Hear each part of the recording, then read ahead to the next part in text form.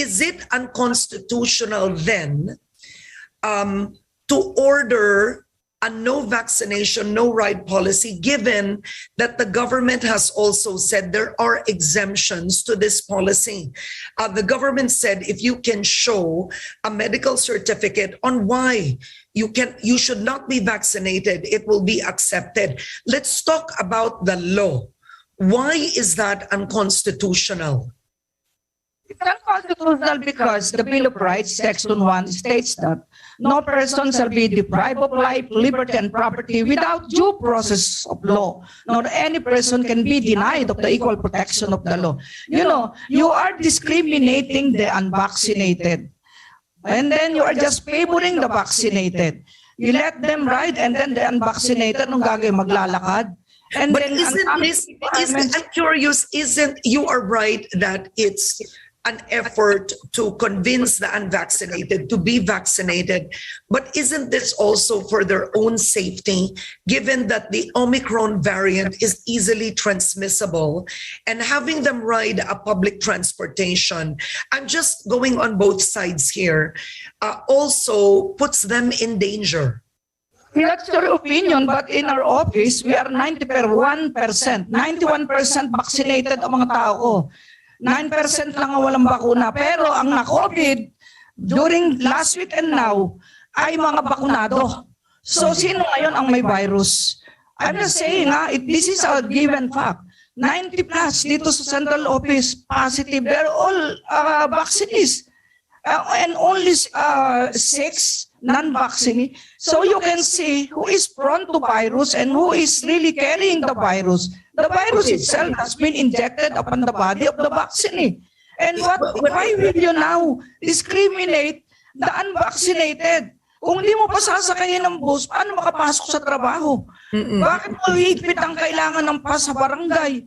Eh, may restrict mo ang buhay ng mga tao para nga lang mapilitang magpabakuna. Yung mga estudyante, bakit nagpapabakuna kahit ayaw? Because nire-require sa school. And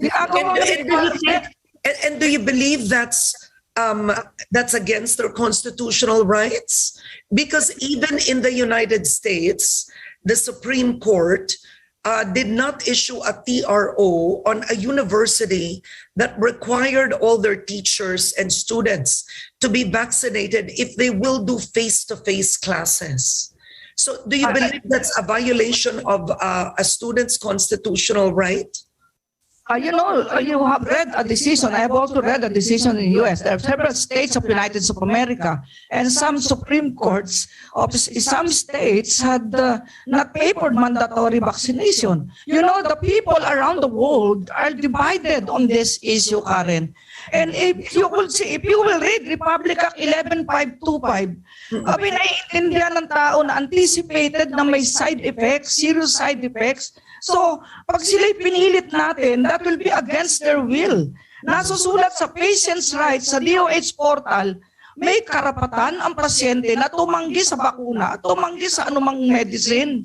Dahil ang katawang ito, pag-aari mo mismo eh. Hindi pag-aari ng gobyerno yung katawan mo. At nasusulat din, may right of refusal ka na maging experimental feed ka dahil inamin ng gobyerno sa batas na ito. Nasusulat, Karen, ha? State recognizes the experimental nature of COVID vaccine and will compensate serious adverse effects. Nasusulat sa Section 2, Paragraph C ng batas mismo. So alam mismo ng gobyerno na ito'y EUA pa lang.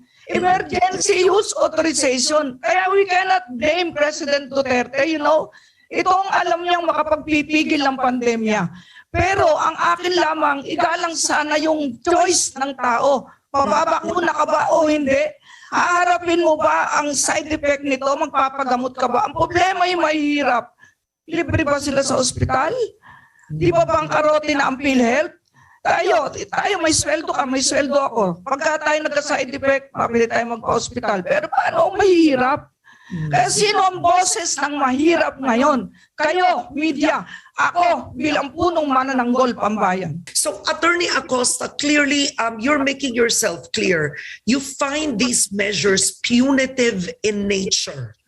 punishing those who choose not to be vaccinated. But isn't this coming, frankly, from the president? Isn't this coming from the president himself? This is why these orders, this is why the DOTR issued that.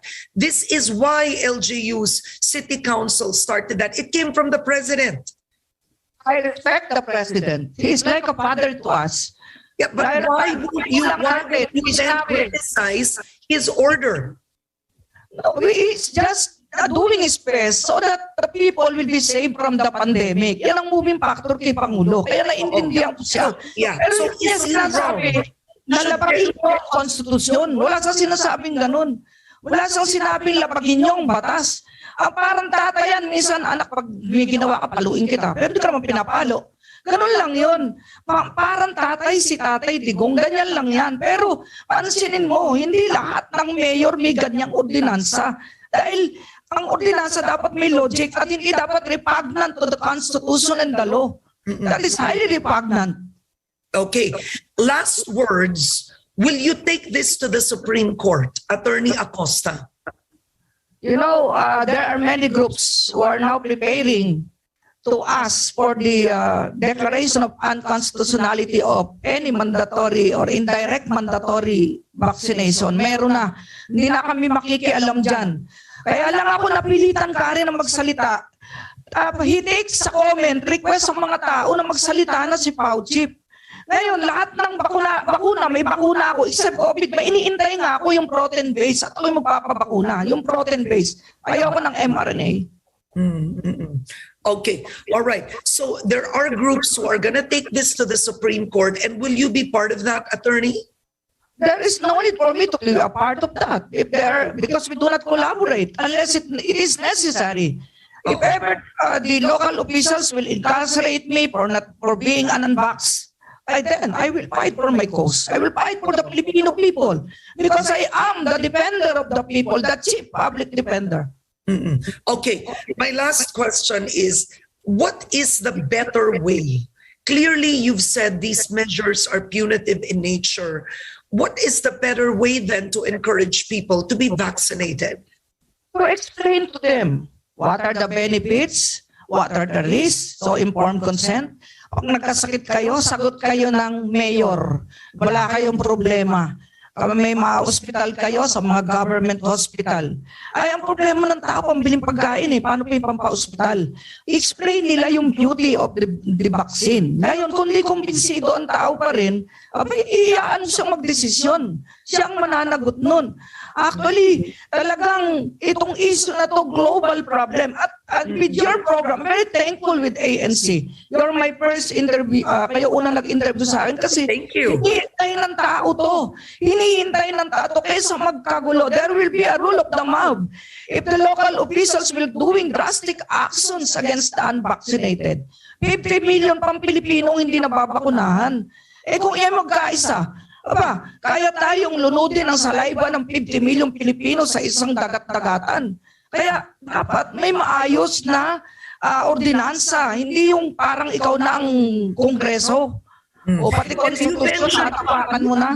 You mentioned earlier that you really consider this anti-poor because kung mayaman ka at hindi ka bakunado, may sarili kang sasakyan. Hindi naman malalaman na hindi ka bakunado, di ba? O sa unang kaibangan.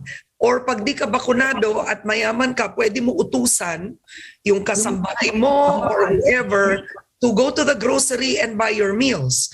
Pero sa mahirap, yun ang problema.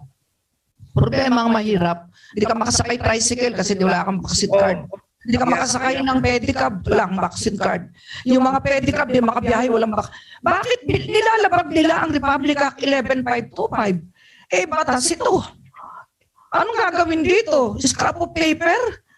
Walang karapatan ang local officials na i-repeal, i-amend, i-revise ang isang statute. And even the Constitution is the supreme law of the land. Sabi nga, salus papuli, suprema lex.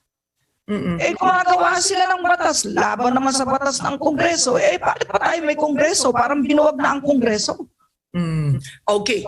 So actually, there's a viewer right now who is watching you. And siguro kanina huling tanong ko na yun. Pero ang tanong talaga niya, Karen, please ask Attorney Acosta. Na itanong ko na to sa inyo kanina, but why are you oblivious of the President's accountability when it is his directive to limit the mobility and penalize the unvaccinated, which was my question to you earlier on. Agencies and LGUs are all reacting on the President's order. Isn't he accountable and at fault here, Attorney? We cannot blame the President because he believes that the only way to curb and to fight against the pandemic is vaccination. That was the advice to him by his health, cabinet or consultant. Eh, hindi naman doktor nga si Presidente, pareho lang kami. So kung ano yung paniniwala niya, yun ang sasabihin niya. Pero it does not mean na i-violate mo ang konstitusyon. He is a constitutionalist. At saka ginagalang niya batas. Sundin niyo ang protocol, hindi ganyan. All right. On that note, okay. Attorney Persida Acosta, I want to thank you for joining me on Head Start. Have a happy new year and please take care of yourself. Be well.